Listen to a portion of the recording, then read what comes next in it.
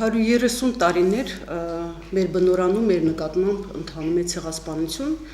եւ Մարաղան այդ 130 տարվա ցեղասպանական ընթացքի մի դրվագ էր։ Ես լսել եմ ականատեսերի Մարաղայի, որոնք իրենք էին արդեն դա բնորոշում, որակում որպես ցեղասպանություն եւ իրենք անսպասելի էր նման պահվածքը ցեղասպանի իրենց նկատմամբ։ Այո, խորհրդային տարիներին հայության մոտ կարծես թե բթացել էր այդ զգացողությունը, որ ցեղասպանը ամեն օր արթուն է եւ ցանկացած անկայուն իրավիճակ օգտագործելու է ցեղասպանելու, շարունակելու հայության ցեղասպանությունը։ Ուրեմն ապրիլի 9-ի գիշերը իրենք սկսում են հրետակոծել Մարաղա գյուղը, այնուհետև առավոտյան կողմ 10-ին արդեն մտնում են գյուղը պատասպարված էր 60 հոգու կողմից, ընդ որում դրանք գյուղի երիտասարդություններ, որ ինքնապաշտպանական ջոկատներ էին կազմել, եւ տեսնելով, որ իրենք չեն կարողանալու բնակչությանը պաշտպանել, բնակչության հետ որոշեցին դուրս գալ։ Ասեմ, որ այդ օրերին Մարաղայում ապրում էր ավելի քան 4,500 հայ, 4660 հայ։ Ժողովուրդը դուրս եկավ, բայց փոքրաթիվ բնակչության մի հատված չհասցրեց դուրս գալ եւ հաջորդ օրը, երբ որ հայ ջոկատայինները հետ դարձան Մարաղան փրկելու կամ Մարաղան ազատագրելու, նրանք տեսան, որ ամբողջ փողոցները լցված են տանջահար դիակներով, մարդկանց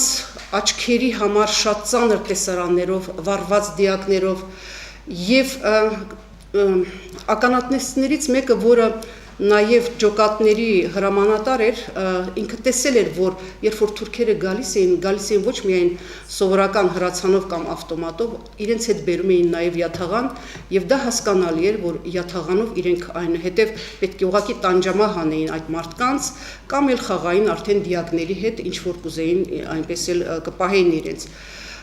Այդ օրերին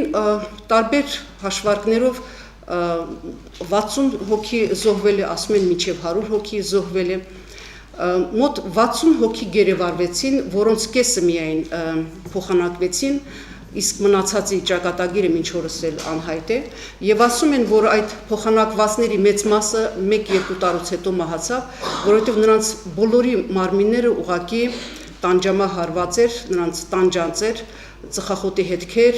յաթաղանի հետքեր, կանանց բռնաբարություն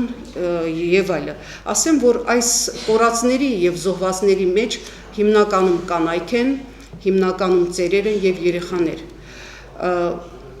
Հայերը կարողացան ազատագրել Մարաղան, բայց արդեն ապրիլի 27-28-ի կողմերը նրանք մեծ 1000-ից ավել զինվորներ նորից ներխուժում է Մարաղա եւ իրենք Մարաղան բռնազավթում են եւ այդտեղից Մարաղայի ժողովուրդը ստիպված է լինում տեղափոխվել Ակնի հարակից մի գյուղ, որտեղ եւ հիմնվում է Նոր Մարաղան։ Ինչ է սա անձամբ ցույց տալիս հայությանը, երբ որ ականատեսը ինքը զարմանք է հայտնում, որ ինչպես կարող էր 15 թվից հետո կրկին լիներ այսպիսի ցեղասպանական բռնություն, սա ցույց է տալիս, որ այսօր, երբ որ մենք խոսում ենք խաղաղության մասին, մենք պատրաստ չենք հոգեբանորեն այդ խաղաղությանը, որովհետև խաղաղության մասին խոսելիս մենք պետք է նախ եւ առաջ խոսենք, թե որքանով անվտանգ ենք մենք այս տարածաշրջանում եւ որքանով ապահովված է մեր կենսունակությունը։ Ես կարծում եմ, Մարաղան որպես շարունակական ցեղասպանության մի դրվագ այսօր նորից մեզ պետք է հիշի, որ մենք չենք մշակել հայության համար խաղաղության ալգորիթմը, որի կարևոր մեխանիզմներից մեկը պետք է լինի այն, որ երիտասարդությունը պետք է հասկանա, որ ինքը գործ ունի ցեղասպանի հետ եւ այդ ցեղասպանը, երբ որ գալիս էր Մարաղա կամ երբ որ 2016-ի ապրիլին էր գալիս, նա գալիս էր ոչ թե պատերազմելու, այլ գալիս էր ոչնչացնելու։ Այսինքն մեր խաղաղության ալգորիթմը պետք է ունենա մեխանիզմ այնպիսին, որ ոչ միայն կասեցնի այդ ոչնչացումը, այլ անհրաժեշտության դեպքում համարժեք հակադարձում լինի։ Պետք է ուշադրություն դարձնել մի քանի հանգամանքի։ Երբ որ այսօր մեզ ասում են, որ մենք պետք է պատրաստվենք խաղաղությանը, դժբախտաբար հին Հռոմից սկսած ասում է, որ եթե խաղաղություն ես ուզում, պատրաստվիր պատերազմին։ Եվ դրա մեջ համարյա կատակ չկա, որովհետև մենք չենք կարող զինաթափել հոգեպես մեր հասարակությունը, մինչև վստահ չլինենք, որ դիմացինը պատրաստ է մեզ հետ խոսել առանց բռնության, որ մենք կարող ենք վստահել նրա որևէ խոստմանը, որ նա իրոք ուզում է խաղաղության մեջ ապրել, որովհետև այսօր երկու կողմերից ոչ թե մենք, այլ դիմացինը պետք է ապացուցի, որ ինքը պատրաստ է կամ պատրաստվում է խաղաղության։ Այնինչ այդպիսի բան այսօր մենք չենք տեսնում։ Ինչու՞։ 88 թվականից սկսած, Սումգայիթից սկսած Հայաստանի զուտ քաղաքական խաղաղ քայլերի ի պատասխան մեզ պատասխանել են Սումգայիթից սկսած մինչև Մարաղա։ Պատասխանել են բռնությամբ, իսկ դուք բոլորդ գիտեք, որ միջազգային իրավունքին համաձայն այն բռնությունը, որը ուղղված է ազգային ռասայական կամ կրոնական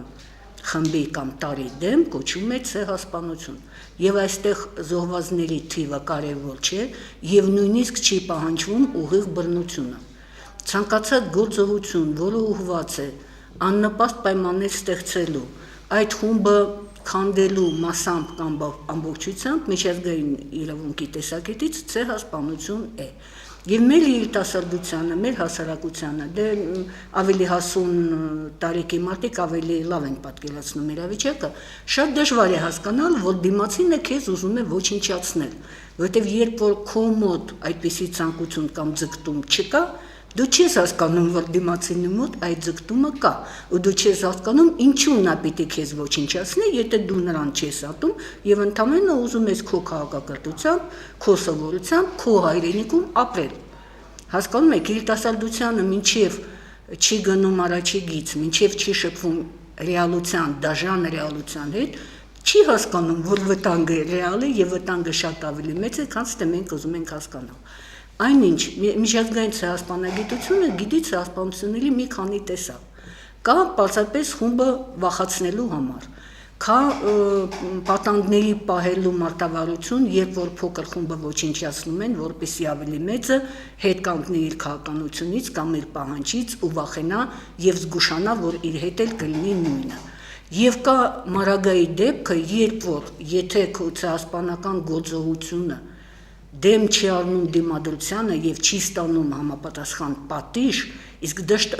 դժբախտաբար պատիժից բացի ուրիշ ձև չկա, հնարավոր չէ այն մարդը, որը ուզում է ձեզ ոչնչացնել, համոզել, որ դու լավն ես, թող քեզ չի սպանի եւ թող քո հաշվին չի հարստանա եւ քո երկրին չի տիրի։ Նման հնարավորություն դժբախտաբար չկա։ Ուրեմն այդ դեպքում, երբ որ նա չի ստանում համապատասխան հարված կամ չի զսպվում, առանձին գործողությունը դառնում է գործընթաց եւ դժբախտաբար մենք գործ ունենք այսօր ադրբեջանական պետության հետ, որը վարում է ցեղասպան քաղաքականություն։